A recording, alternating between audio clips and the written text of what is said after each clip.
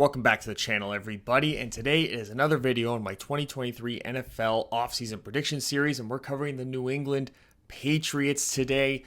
Make sure to leave a thumbs up and a subscription on this video if you haven't done those things already, and comment your thoughts on the Patriots offseason, their actual regular season, because man, does this team have problems. Who would have thought? This organization for 20 years was tip-top Magoo. The perfect organization. The one that everyone wanted to be. They had that run where it was Super Bowl, Super Bowl, Super Bowl, Super Bowl like every other year. They were going to the Super Bowl like every year in the AFC, and they won like every other time. And then Brady left, and they thought it was all over. And they drafted Mac Jones. What? Mac Jones. And great rookie year. Josh McDaniels was a great offensive coordinator. And then McDaniels left. And Matt Patricia, known for his amazing offensive game planning and play design and play calling. Yeah, that guy. The defensive guy from Detroit, who stunk, comes in as the offensive coordinator in association with Joe Judge, who was the former Giants head coach, who on 3rd down and 8 from their own 10 had the Giants do a kneel down to then punt. Didn't run the ball. Didn't run it, but, in the words of Joe Judge, we wanted to get our punter involved early. So those guys are the ones running your offense, which is a problem. That's a big problem. Let's not talk about they got a great cap situation coming up, and we'll talk about that. They're in a position to make a big splash in the draft, as kind of always. And I'm sure that they'll draft somebody at some point where we'll just be scratching our heads going, what the hell? They had great success in the last draft, though. Cole Strange played really well. Jack Jones was an absolute steal, and Marcus Jones did the exact role that you were hoping that he would do when you drafted him in the 3rd round. He's an undersized guy, but fast as hell. They're really good at this part. This part they're actually pretty good at. They're good at getting those diamonds in the rough. But we got to talk solely about the man in charge, and that's the head coach. So let me get at this from the start. Bill Belichick's the greatest head coach of all time. It's not even close. He mastered the ability to create a culture and a long-term success in an era where that is so almost impossible to do.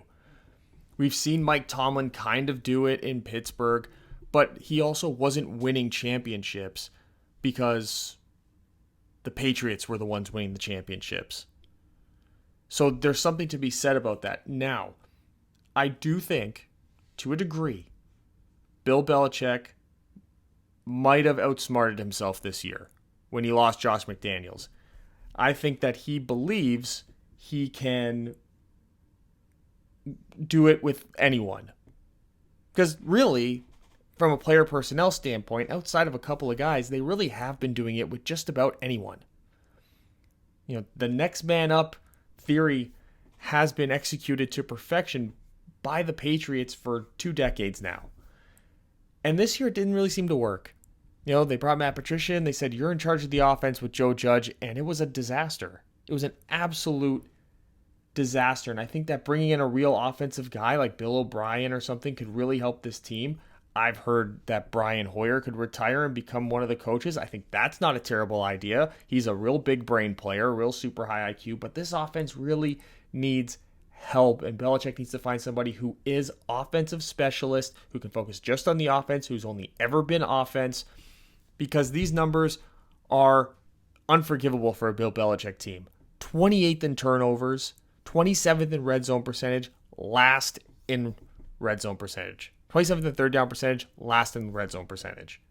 That is inexcusable on a Belichick team. Absolutely inexcusable. 26th in total yards. There's no good reason to have that. You lost Josh McDaniels. You brought in a couple of guys.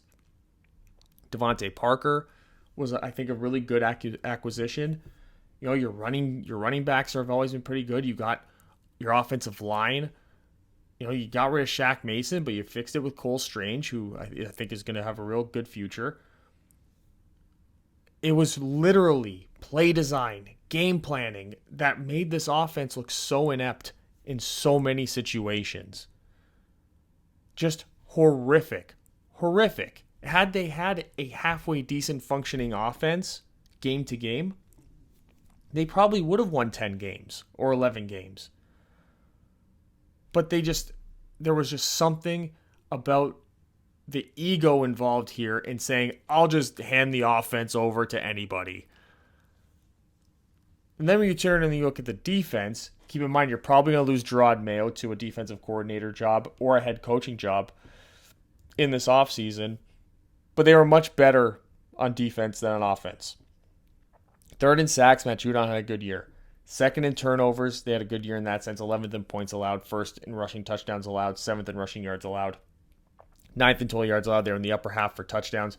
They did struggle a bit. Red zone percentage, third down percentage. That's a problem. I think that comes with a lack of experience, I think, a lot of the time. There was a lot of young guys playing some very important roles throughout the year. Penalties were also something. Getting a penalty on third down in the red zone, not great. But I still think that there's enough here with the defense. If you can add to that secondary, to that front seven a little bit, get some more experience in there to sort of then mix in some of the younger guys you can get in the draft that they love picking up in the draft, then this defense can remain the strong point of this team, and then hopefully you get a halfway decent functioning offense to then complement it to get more wins on Sundays. The Patriots have one of the best salary cap situations coming out. They have $48 million to start, and I think that there's a way that I can maybe get them a little bit more while also retaining some guys. And I was looking at, thanks to overthecap.com, that the resignings, I have Miles Bryant, $2.6 million cap hit. He's a restricted free agent, so I'll just tag him at that $2.6 million. And then Jabril Peppers and Jacoby Myers bring him back at $5 million a piece. Jabril Peppers, just because of his versatility, play safety, play nickel corner, he can play linebacker. There's a lot of things that he can do on the offense. He can return punts and kicks. Jacoby Myers has become a bit of a meme because of that horrifically stupid mistake that he made in the Raiders game. But they also see Myers the other 20 some odd weeks during the season and preseason and training camp to know that he's more than just that one play. And I think that he does suit the offense and what they want to do. And he is a safe guy to keep around despite that play. And the price in which they can keep him, I think, is very advantageous as well. There's not a lot of guys to be restructured or traded. And then you could just cut Kendrick Bourne at $5.5 million in cap savings. He's somebody that through free agency or through the draft you'd be looking to replace anyway. And then Hunter Henry, $10 million cap savings by cutting him. He's somebody that you could replace in free agency for a similar price with more production, most likely, or you can replace him in the draft with somebody that on an even cheaper deal than that. But overall, there's not a lot of movement that I can see the Patriots making in terms of how they can cut players in particular. They have a lot of favorable contracts that are low, where if you were to cut the guy, you're only freeing up like maybe they cut Jalen Mills. I contemplated doing that, but I feel like they'd only cut Jalen Mills if they felt they needed the salary cap, the extra $5.5, I think it's $5.5 or $6 million in salary cap savings, which when I was doing the math and all this stuff, it didn't seem very necessary. I thought that cutting these two big contracts on offense would be a little bit more realistic for them, because I do think that Jalen Mills, he's kind of like Jabril Peppers in a sense where he does have a level of versatility that you can't just find in everyone, even though he may not be the best at anything. The versatility, I think, is something that Belichick really enjoys. So I think keeping him around and then keeping Peppers, like I said, would be a very Belichick move, so to speak. So that leaves the Patriots with $53.6 million to spend on their team needs and in the draft. And we'll start with their team needs: wide receiver, tight end, offensive tackle, and corner. They are looking for that alpha corner, a true number one that they can bring in. I'd say the same thing with the tight end position, like a good receiving threat. They were really at their best when they had like two really good receiving threats. Jonnu Smith hasn't really gotten to where they need him to get to, but they can't get out of his deal as easily as they can get out of Hunter Henry's, which is why I chose that one to get out of. Then the offensive tackle, Isaiah Wynn's going to be a free agent, so they need to figure out a guy to bring in to be that left tackle of the future, and I think they're in a great position to be able to do that.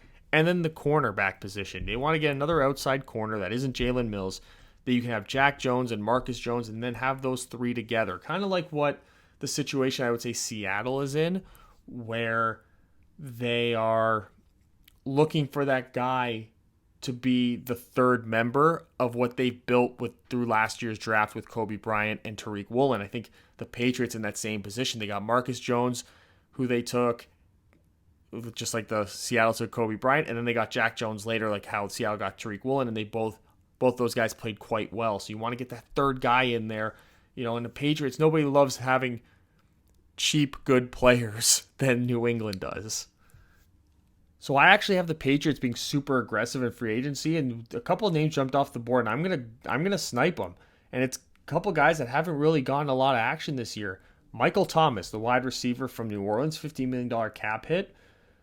You bring him in, he's gonna get cut, it seems, by New Orleans to free up that cap space. So you bring him in, and you got a number one guy. You got a big body who can play in the slot. You can play him on the outside. You can get those quick routes in there for Mac Jones. I think it works out so perfectly for the Patriots. And then you got, on the defensive side, Deion Jones, the linebacker. I got him a $10 million cap hit. He was only making $13.5 on his last deal. But he hasn't really gotten a lot of production. He didn't really convince the NFL at all that he's worth top linebacker money. So he's probably going to have to settle for this,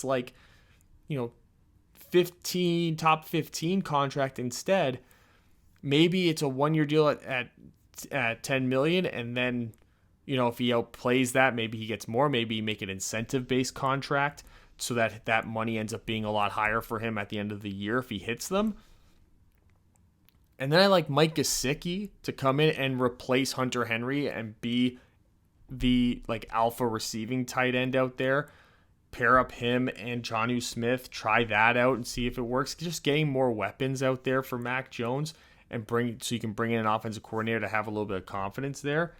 And then I like Zach Allen, an interior defensive lineman / defensive end.